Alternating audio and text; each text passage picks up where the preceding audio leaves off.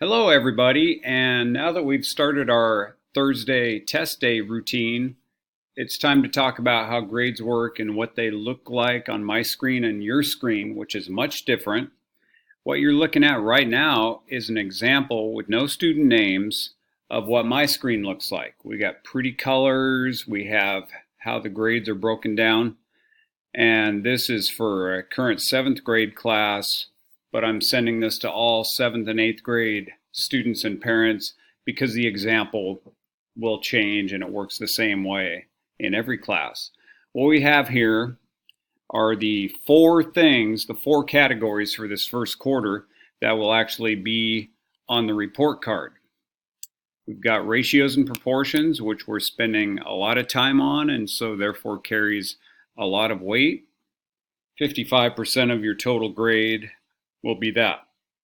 Number system 20, etc., etc. The categories and percentages may change quarter to quarter, but the idea is that all the tests we take, think of it like a bucket. The tests go in the bucket. It's like a work sample or a portfolio. So even though the tests themselves, like yesterday's, you see grades in here, the tests themselves are scored and used as feedback for students on skills that are in progress. So it's a formative assessment, it's a snapshot of the day, and it's meant, after we correct them, it's meant for them to study and improve on different skills, and then they'll have a second take, a third take, a final. There'll be multiple opportunities, all of which will look just like this. They'll say not for grading, but they'll have a score.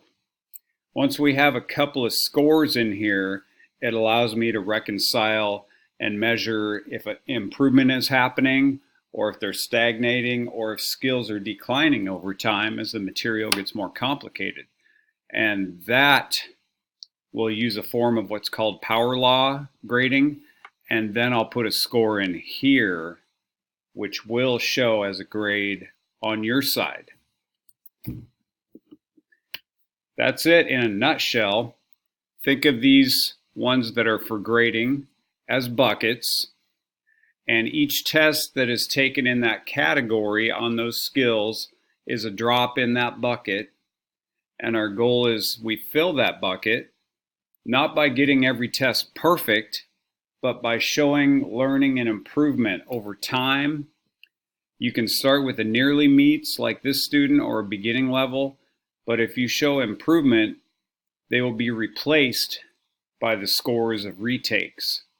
And perhaps you could understand then how if you meet the standard like this student, but then over time it gets more and more difficult and your skills go down, you could understand how your grade could actually drop over the course of time.